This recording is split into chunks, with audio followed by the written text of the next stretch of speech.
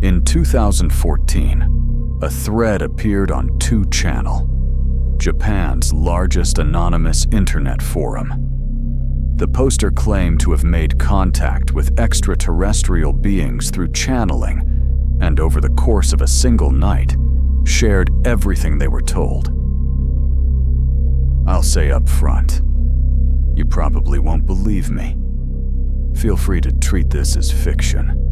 The method I used to make contact was channeling, something like spirit summoning in Japanese tradition. I stumbled across a word while browsing online. It sounded interesting, so I decided to try it. But the more I looked into it, the more suspicious it seemed, and honestly, I wasn't a fan. So I developed my own method, something I put together myself, and spent about 7 months just casually attempting to communicate with aliens. The approach was similar to what people in out-of-body experience communities call rolling exit. Around the 7th month, I was lying in bed with my eyes half closed, nearly asleep, when I felt a floating sensation rising from my lower body up through my chest. I thought I had finally achieved an out-of-body experience. By that point, I had actually lost interest in channeling and was more curious about out-of-body experiences. But this felt different from what people usually describe. For one thing, even as the floating sensation spread through my entire body, I never felt like I was actually leaving it. No matter how much I tried the rolling technique, nothing changed. Instead, the room around me began to shift. Like watching scenery fly past a train window, the walls of my room started rushing by at incredible speed. At first, I thought it was a lucid dream. But then the walls disappeared entirely, and I found myself inside a space filled with nothing but color. Swirling, chaotic, like someone had mixed every paint color together at once. And for reasons I still can't explain, I was suddenly overwhelmed by pure terror. I was crying and screaming, begging to wake up. Then I felt something pulling at my body. I had no idea which direction. Forward, backward, up, down, I couldn't tell.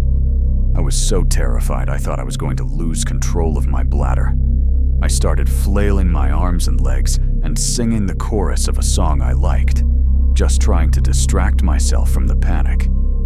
Something kept pulling me, faster and faster, and then suddenly, I was somewhere else. The chaos was gone. I was surrounded by white, pure, soft light in every direction. The pulling sensation had stopped. The floating was gone too. There were what looked like enormous bubbles all around me. I reached out to touch one. "Hey, don't touch that." The words were in Japanese. I spun around. A man was walking toward me, clearly annoyed. He looked like a heavy-set, middle-aged white man. Think Michael Moore, wearing an Aloha shirt, flip-flops, and shorts. The relief of seeing another person, of being able to talk to someone, hit me all at once. I sank to the floor and started crying. He sat down next to me. "How did you get here?" I explained. The out-of-body technique. What had happened. All of it. Midway through, his expression shifted. He looked alarmed. "You think this is a dream? Don't do dangerous things like that." "I mean, I know it's a lucid dream," I said. "I just don't know how to wake up." "I'm telling you, this is not a dream." I was starting to calm down, and honestly, part of me wanted to mess with him. "Okay, prove it. Prove this isn't a dream." He thought about it for a moment. "That's difficult. There has to be some way to prove it." He paused again, then said, "Fine. I'll take you close to Earth." He grabbed my arm. The next thing I knew, We were moving through the swirling paint-colored space together, him pulling me forward. I kept my eyes shut. The visual was nauseating. We're here. I opened my eyes. We were still in the paint space, but the man was pointing at something. A sphere about the size of a volleyball floating in front of us. It looked exactly like a globe. "That's a model," I said. "Where's your house? Your room? Picture it in your head. I'll take you there." I imagined my room. The globe started growing, getting closer. Bigger and bigger. I screamed and tried to run. He grabbed me. And then the globe swallowed us whole. When I came to, I was back in my room. But when I looked up through the window, the sky outside was still the swirling paint space. "Is there anything you've lost recently?" he asked. I thought about it. "My headphones. I'd been looking for them for a while," I told him. "Picture them in your head." I did. Something pulled me sideways. And suddenly, I was standing in my friend A's room. Just me and the man. No one else there. The area beneath A's TV stand was glowing faintly. "I'm sending you back now. When you get back, go to this person's house. Your headphones are where the light is. And don't do the ascension thing again. If you can, forget this ever happened. I know that's hard, but try not to think about it." Before he could send me back, I managed to ask, "Who are you, exactly?" He let out a quiet breath, almost like a laugh. "I live in a different dimension, but I'm an alien." A floating sensation rose from my lower body through my chest, and I woke up. The next day, I went to A's place and asked to look under the TV stand. My headphones were there. After finding the headphones, I became convinced that what had happened was real. I wanted to go back. I started trying every night. About a week later, without even realizing it, I found myself floating through the paint space again. This time, there was no terror. But there was also no pulling sensation. I was just drifting, aimlessly. I looked around. Behind me was Earth, about the size of a volleyball, just like before. Nearby, I could make out what looked like Mars, and Venus, also volleyball-sized. Other celestial bodies were scattered all around me, though I got the sense that their positions didn't actually match how they'd appear in real space. I was floating around thinking how incredible this all was, when I noticed 3 middle-aged men gathered around one of the celestial bodies, talking casually among themselves. They all looked exactly like Michael Moore. "Hello," I called out. All 3 of them spun around, clearly startled. "No way! Why is there an Aquaho here? This is bad, isn't it?" They were rattled, all talking at once. "Am I not supposed to be here?" I asked. Well, it's not exactly beneficial for either of us. I decided to just ask the questions I'd been sitting with. First, who were these men? "Who are you?" they shot back. "I'm from Earth," I said. That didn't seem to register. I guided them over to the globe and pointed. "Oh," one of them said. "You're not an Aquaho." "What's an Aquaho?" One of them pointed at Mars. Creatures that lived there. I tried to contain my shock. There had been life on Mars, and asked again who they were. "The rules that govern your world. Distance, scale, time. They're different from ours, but we're both aliens from the same universe." Then one of them pointed toward the celestial body they'd been gathered around when I first spotted them. "You haven't found this one yet on Earth." Shame. I asked why we could understand each other. "There's a mechanism at work. Each side perceives the other's communication in whatever way feels most natural to them. As for their appearance, apparently I had some kind of familiarity with the image of Michael Moore, so that's how they appeared to me. I asked what this space was. Think of it as a universe operating under different rules. Rules that sit above things like distance and time. The closest thing in your world would be a warp drive. I asked whether it was possible to find their planet from Earth using a telescope. How do you observe celestial bodies? One of them asked. I started thinking about how telescopes work, picturing one in my head. Ah, I see. As long as you're using lenses to magnify and observe, neither of us will ever find the other. Then, almost as an aside, ancient humans used a completely different method to observe the stars. Why did you stop? I had no idea what he was referring to. I told him I didn't know. Next, I asked about Mars. One of the three, I'll call them A, B, and C. B, who looked like Michael Moore in a business suit, answered most of my questions. C, who was inexplicably wearing a traditional Japanese garment, kept saying things like, "Maybe we shouldn't be talking about this." The short version of what I was told. Mars once hosted life. Life operating in the same dimension and under the same physical rules as Earth. And not just simple organisms. Multiple species, including what we would call intelligent life. At that time, the only other places in the solar system with life were the Sun and Earth. The beings that lived in the Sun, I was told, are still there. The three men took me to see it. They pointed to what looked like a green sphere, about volleyball-sized, floating near Earth. I hadn't recognized it as the Sun at first. "It's not burning," I said. "Only the surface burns, in the sense that your kind would perceive it as a surface. The Sun, apparently, is a special kind of star, one where multiple dimensions and multiple sets of rules overlap." As I stared at it, something began to emerge from inside. A figure moving toward me. He looked exactly like a famous Japanese actor. Very casual, very relaxed. "Hey," he said simply. The Michael Moore figures explained that the beings of the Sun could also travel via ascension. The Sun figure turned to me. "Earth, right?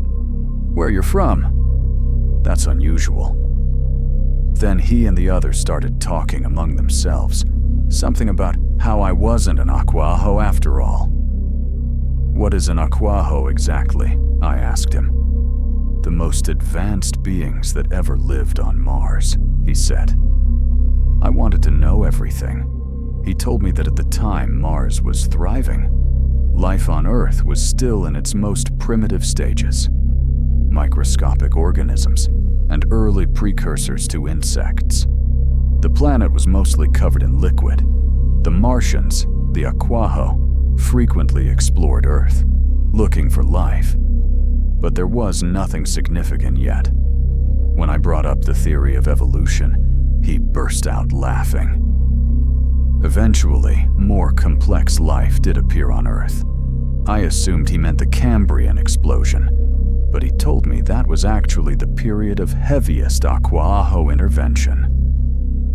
"Stop thinking about evolution as something that happened entirely within Earth," he said. "That kind of narrow thinking doesn't serve you." One of the Michael Moore figures turned to him. "You could say the same about your kind, spending all your time gathered around the Sun's dimension without ever leaving it." The Aquaho, I was told, were most closely related to what we would call mammals. More than that, they were responsible for introducing the precursor organisms to Earth's mammals and reptiles. They were attempting to guide Earth's evolution along a similar path to Mars's own. I asked how life on Mars had originally begun. He smiled slightly. "We split off and settled there. I suddenly realized I hadn't seen the moon anywhere. I mentioned it. B told me something like that. A foreign object wouldn't be reflected here. I asked what he meant. The moon, apparently, is artificial. It was constructed by the Aquaho and used as a tool when they were initially formatting Earth. Then things on Mars began to change. Conflict broke out among factions of the Aquaho, a kind of civil war. Many of them fled to Earth temporarily. By that point, Earth had developed its own atmosphere, its own viruses, its own biology, and it wasn't particularly hospitable to the Aquaho. Back on Mars, the fighting escalated. Nuclear weapons, different in design from anything on Earth, built using technology from the sun, were used freely. The surface of Mars was scorched again and again. Mars was destroyed. A ceasefire was called. Both sides turned their attention to rebuilding the planet. That's when the Aquaho, who had taken refuge on Earth, made a discovery. There are life forms here that followed a developmental path similar to ours. They began analyzing the DNA of early primates, dinosaurs, aquatic creatures. Then they combined that DNA with their own. They seeded new life forms on Earth, beings that carried Aquaho DNA.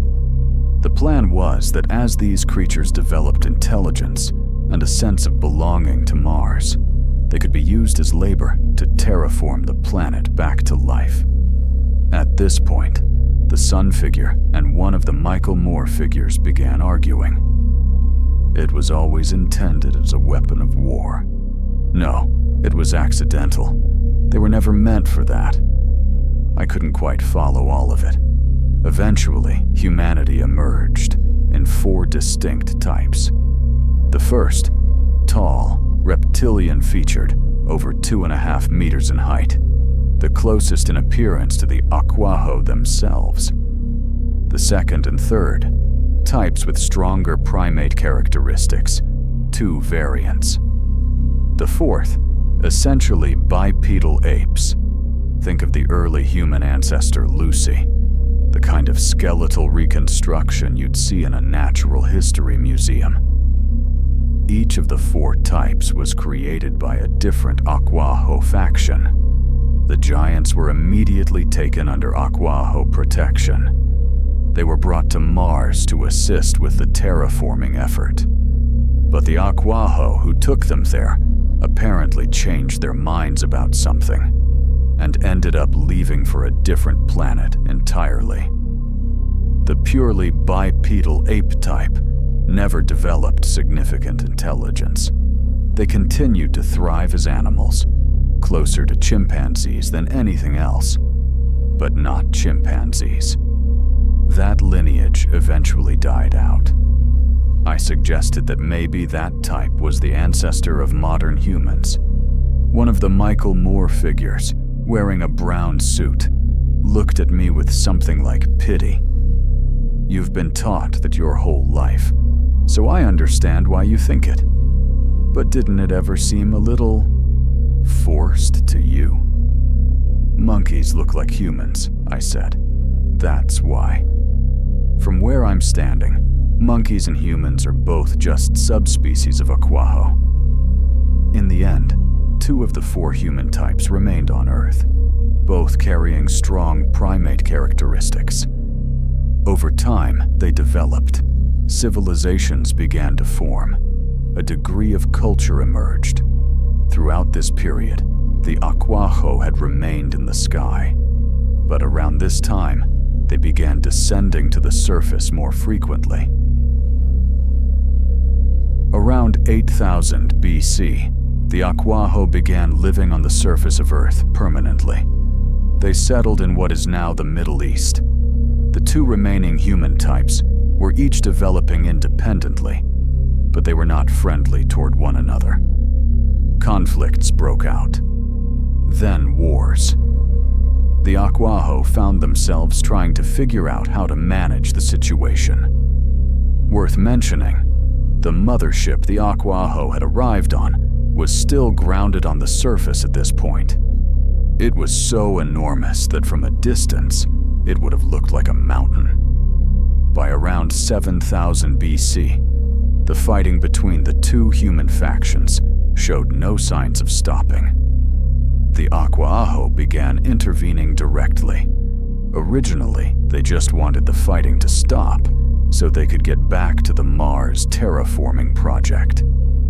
But as they got more involved, the Aquaho themselves began splitting into two camps, and eventually, the situation became one where two factions of Aquaho were backing two factions of humans in a full-scale proxy war. This was around 6000 BC. By this point, the two human types had actually developed remarkably far. They could draw maps of the entire Earth. They understood chemicals reactions. Their civilizations were more advanced than most people would imagine. I was starting to feel overwhelmed by everything I was hearing. The man in the Aloha shirt noticed. "You should go back and get some sleep soon," the sun figure added. "I probably shouldn't say this after telling you all of this, but you really shouldn't keep coming here." I asked whether I was the first person from Earth to ever make it to this space. No. People from Earth have been finding their way here for a long time. With that, the group escorted me back to my room, and I returned. I woke up and immediately started searching online for anything that matched what I'd been told. There were things, but all of it felt sensationalized, unreliable. I decided I needed to go back, and this time I'd prepare specific questions. I wanted to ask about the Nazca lines, the Maya civilization, and the pyramids. But after that night, I couldn't get back to the paint space for what felt like months. Then, one ordinary night, without trying, I was suddenly there again. The fear crept back a little. It had been so long. I pictured Earth in my mind and felt myself being pulled toward it. That's when I noticed a woman I'd never seen before, wandering through the space. A middle-aged woman, a complete stranger. I cautiously called out to her. She startled slightly, then said, "You're from Earth, aren't you?" I got the sense that when two Earth people meet in this space, they appear to each other in their actual physical forms. Before I could say much, she smiled and said, "I'm on my way to another version of Earth." And then she vanished. I was still processing that when I heard a sharp voice behind me. "Hey!" I turned around. The man in the Aloha shirt, Michael Moore, he was back. "Good to see you again," I said. "You again," he said, looking more exasperated than pleased. Third time. Then, almost reluctantly, "If you go around talking about this place in your normal life, people are going to think you're insane." I told him there was a lot I wanted to ask. He said, "Before that, let me finish what I was telling you last time." After the Aquaho intervened in the human conflict, the war escalated rapidly. The weapons being used had surpassed anything modern human civilization has achieved. It became a global war. Every corner of the Earth was drawn in. Even Aquaho and humans, who had wanted nothing to do with fighting, were pulled into it. By this point, the Aquaho had divided into two main factions, one based in what is now Israel and Iraq and northern India, and one based across Africa. The Middle Eastern faction gradually gained the upper hand. Part of the reason was simple. Their original mothership was located in what is now Israel. Access to that technology gave them an enormous advantage. Eventually, the Middle Eastern faction gave nuclear weapons to their human allies. The humans used them without restraint. The African faction realized they were losing. they decided nuclear weapons were off the table and turned to disaster weapons instead. But these disaster weapons proved impossible to control once deployed. As the situation spiraled, the nature of the war shifted. Rather than arming humans and directing them to fight, the Aquaho themselves entered the battlefield directly. I was told there are ancient Indian texts that describe something very much like this. In the end, the African faction was pushed to near total annihilation. In their final moments, the African faction activated one last weapon. Something that could cause water to multiply exponentially, built using technology derived from the sun. The man tried to explain the mechanism to me, but I'll be honest, I didn't follow most of it. The weapon was activated. The Middle Eastern Aquaho had become the only Aquaho remaining on Earth. Their human allies began hunting down the survivors of the other faction across the entire planet. But no one had noticed that the flood weapon had already been set in motion. By around 5000 BC, the Aquaho finally realized what was happening. By then, it was too late. The surface of the Earth was being swallowed. The areas where any life could survive were shrinking rapidly. And yet, the Aquaho retreated to their mothership and rose into the sky, leaving the surface behind. I asked, almost reflexively, "Was this Noah's Ark?" He laughed softly. There were a small number of surface creatures on board, yes. But flooding on Earth isn't unusual. It's happened many times over the planet's history. This wasn't as exceptional as you might think. While the Aquaho were floating above the chaos, trying to decide what to do, something unexpected happened.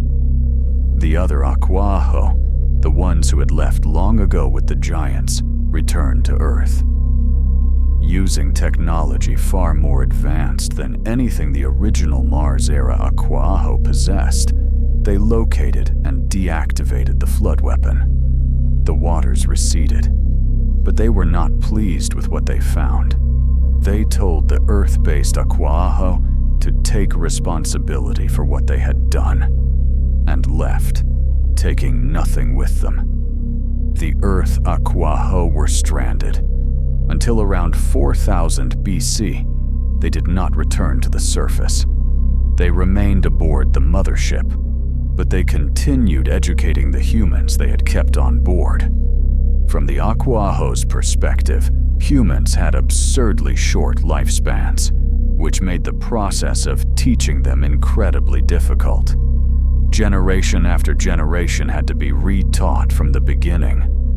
But they watched as these humans, even confined to a ship, even as their numbers occasionally swelled beyond what was comfortable, continued to pass knowledge down to their children, continued to survive, continued to persist. The Aquaho came to a realization. If we bring these people back to the surface and let them transmit this knowledge to the humans already living there, civilization could advance rapidly, and the Mars terraforming project might finally move forward. Around 4000 BC, the humans aboard the mothership were brought back down to the surface. The Aquaho gave them knowledge, but almost no tools or technology. After what had happened when they gave humans nuclear weapons, they weren't about to make that mistake again. These returning humans began sharing their knowledge with the humans who had survived on the surface, the ones who had endured the floods and the aftermath of the disaster weapons, who had spent generations trying to reconstruct what had been lost, often getting things only approximately right, piecing civilization back together through imitation and memory. In hindsight, I think the humans who came down from the ship were most likely the Sumerians. And that's where Mesopotamian civilization begins. But there was a complication.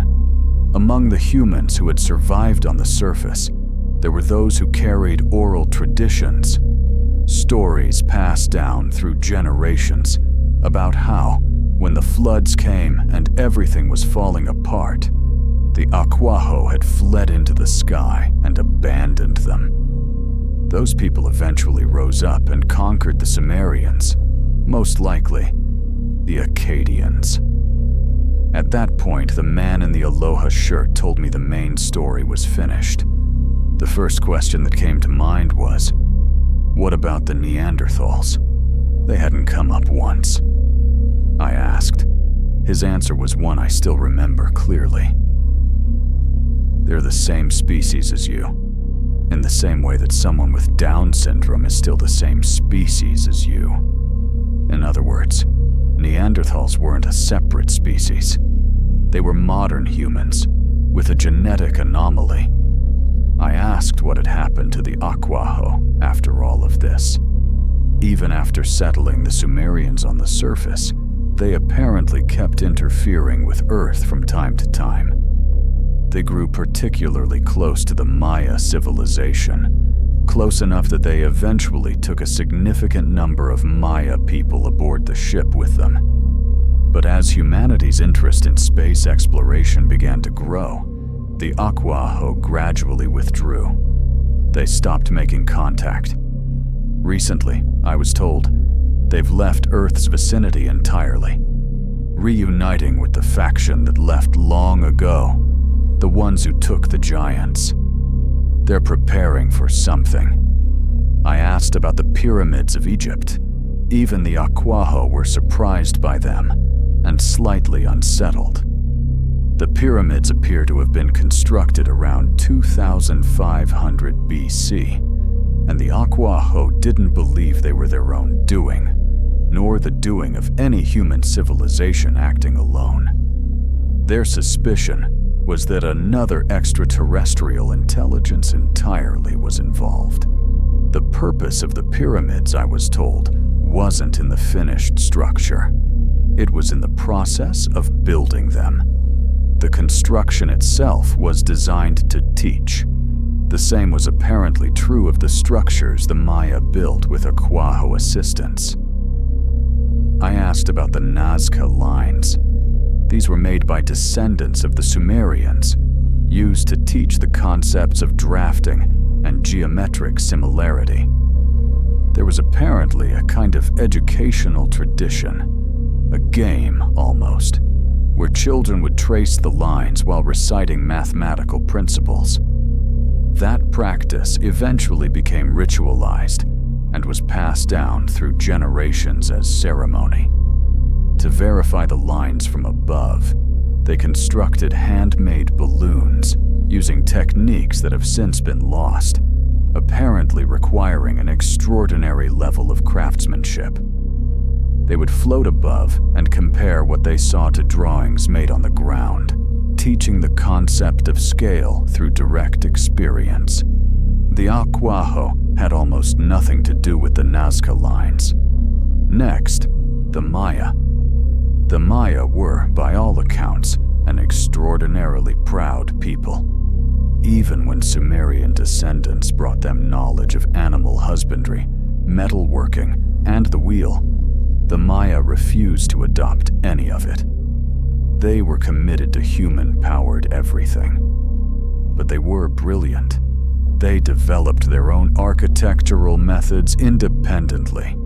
And when the Aquaho taught them mathematics, things escalated rapidly. They discovered zero. They calculated celestial movements with complete precision. They achieved things that stunned even the Aquaho. The Aquaho became genuinely fond of the Maya. They shared astronomical observation techniques that have never been passed down to modern humanity. Eventually, they invited the most eager among the Maya to join them on the ship, intending to make them a second generation of Sumerians, so to speak. But once the intellectually exceptional Maya had been taken away, the civilization they left behind collapsed. Famine, economic failure, invasion. The Maya fell. The next day, almost immediately after the previous visit, I found myself back in the paint space again. This time, drifting around as usual, I came across someone unexpected. My high school math teacher. I wasn't sure at first. Was this actually him? Or was this just my mind projecting a familiar face onto something else? The way Michael Moore had appeared to me before. I watched him for a moment. He noticed me and came over. He was from somewhere completely outside our solar system, a different set of dimensions and rules entirely. As we talked, I learned that his kind don't live on planets at all. They exist as something like gas drifting through space. No fixed form, no concept of individual identity. Talking to something like a human, he told me, felt deeply disorienting. We had been talking for a while when the man in the Aloha shirt appeared. I asked him, "Can you always tell when someone from Earth has arrived here?" If I'm paying attention, maybe, but mostly it's coincidence. The math teacher and the Aloha man spoke briefly. They seemed to exist within the same dimension somehow. And then the teacher drifted away and disappeared. I turned back to the Aloha man with more questions. First, what actually is this space? He explained it like this. The universe I normally inhabit, the one with distance, scale, time, all the rules I take for granted, is not the only version of that universe. This paint space operates under a different set of rules, but it is still the same universe. I pushed back. If the rules are completely different, isn't it essentially a different universe altogether? He said, think of it as a 1, a 2, a 3, an infinite number of variations, but all of them are still A. They're all the same universe. This paint space is simply your universe running on a different rule set. I asked why I was able to access it at all. There should be a version of you here that belongs to this rule set. But you're not that version. You're the version from your dimension, forcing your way in with your own perspective. That's why this is strange. That made a kind of sense.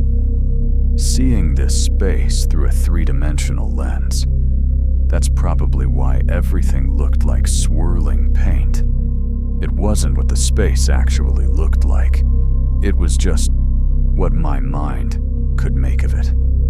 I asked about the white light space, the very first place I had ended up before any of this. He looked slightly uncomfortable.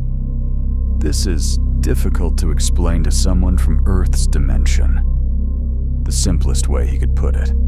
Among all the variations, a 1, a 2, a 3, the white space belongs to none of them specifically, and yet is still part of all of them. It exists outside the rule set of any particular version of the universe, while somehow still being part of the whole.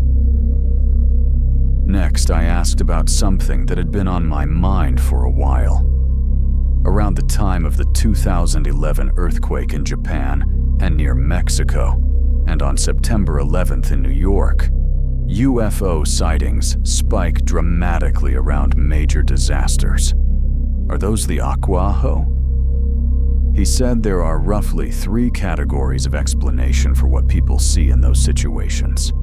The first, actual extraterrestrials. But on a planet like Earth, one that developed under Aquaho oversight, genuine alien visitation is relatively rare. If it does happen, it would most likely be beings capable of crossing dimensional boundaries. The second, parallel world travelers. Either people moving between versions of the same planet, or time travelers, using artificial devices to do so. The sun, apparently, possesses this kind of technology, and uses it to operate across multiple overlapping dimensions simultaneously. There's also the possibility that what people are seeing is simply a reflection, an image from another dimension bleeding through into this one without anyone deliberately causing it. The third, and most likely, in the case of Earth, secret human aircraft. Descendants of Sumerian knowledge, which ultimately traces back to Aquaho knowledge, attempting to recreate technology from that lineage. Then he said something that stopped me. You're thinking about it backwards. You're asking why UFOs appear during disasters. Try asking whether the disasters happen after the UFOs appear. I never actually followed up on that. I still don't know what the answer would be. There were other things I asked that I've since forgotten, or can't fully reconstruct. The last time I made it to the paint space, a being from a completely different galaxy appeared to me, taking the form of a Japanese pop idol I recognized. I was so flustered that even while she was trying to explain things about her galaxy, I couldn't stop nudging one of the Michael Moore figures, a type I hadn't encountered before, and saying things like, "Do you see this? Do you see this?" That was probably about 6 months before I wrote this thread. Since then, I haven't been able to get back.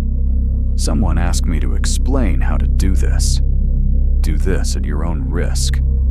First, learn channeling. If you search online, you'll find no shortage of information, most of it deeply unconvincing.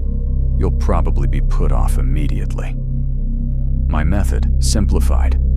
For the 30 minutes before you attempt this, avoid screens and anything visually stimulating. Dim the lights in your room to the lowest setting. Spend that 30 minutes doing nothing in particular, just resting. After that, bring your mind to a neutral state. Meditate. This is the hardest part. Practice until it becomes natural. Lie down. With your eyes half open, let your gaze rest loosely on the dim light source in the room. Don't stare. Just let it be there. Meditate like this, and eventually you may notice a high-pitched sound in your ears, followed by a floating sensation rising from your lower body through your chest.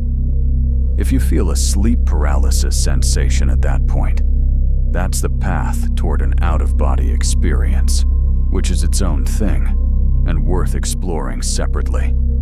If the floating sensation continues, just let it happen. Don't fight it. Watch as the walls of your room slowly dissolve into swirling color, and try not to panic. Someone in the thread asked about the Voynich manuscript. I actually did bring that up with the Aloha man at some point. He told me that occasionally, physical objects move between versions of the universe without any artificial assistance, spontaneously crossing from one rule set to another. When I described the Voynich manuscript, he said something like, "Whatever made that manuscript, something from your universe has probably crossed over into that universe too, and is causing equal confusion over there." Someone asked what the Aloha man and the others think about coming to our world. I never got to ask that directly. Someone brought up the idea that human souls once existed at a higher dimensional level, lost some kind of conflict there, and were imprisoned in this dimension as punishment.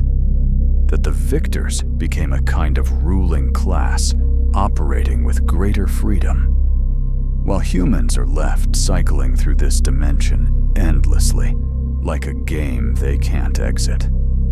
That person said the clearest example of someone who saw through the mechanism was the Buddha. I don't have anything to add to that, but I'll say, it doesn't entirely contradict anything I was told. Someone asked whether the Aquaho will ever return to Earth. Honestly, I don't know. Maybe the faction that left with the Giants is handling the Mars restoration on their own now. Maybe Earth isn't part of the plan anymore. I was told they're preparing for something. But preparing for what, I was never told. One last thing someone asked, about floating in the paint space. If I wanted to drift, I could. It felt like floating in water, weightless, slow. But if I decided I wanted to sit somewhere or lie down, I could do that too. I'd just think it, and I'd be sitting or lying down on nothing, in the middle of a space made of swirling color. I still don't entirely know what to make of any of this. I'm not asking you to believe it. But if you've read this far, thank you for coming with me. Someone in the thread mentioned that 2 months before the 2011 earthquake, from the very beginning of that year, UFO sightings in Japan had increased dramatically, and that after the earthquake actually hit, the sightings seemed to drop off. Maybe it really was some kind of disaster weapon belonging to another country. I honestly don't know. Someone asked whether there was anything else I had noticed or experienced outside of the paint space itself. Whenever I returned to my room from the paint space, I always experienced the journey back the same way, like zooming in on Google Earth, the destination getting closer and closer until I landed. During those moments, I occasionally glimpsed other people moving through the space, figures, drifting or flying. The paint space itself was like looking through a lens smeared with every color of paint at once. It was nauseating enough that I rarely had the composure to look around carefully. Someone brought up a scene from the film Contact, where the protagonist, given the chance to speak with an alien intelligence, asks, "How did your civilization manage its own development? How did you avoid destroying yourselves?" It's a good question. At the rate things are going, humanity might not survive long enough to reach whatever level the Aquaho were at. I thought about that. Then again, the Aquaho never left their own dimension either. Maybe there's no such thing as transcending to a higher level. Maybe everyone just stays where they are and makes do. Someone asked about lost objects, inspired by the headphone story. Could I find an iPod the same way? To be honest, I still don't fully understand why I was able to find my headphones that way. I've never been able to explain the mechanism.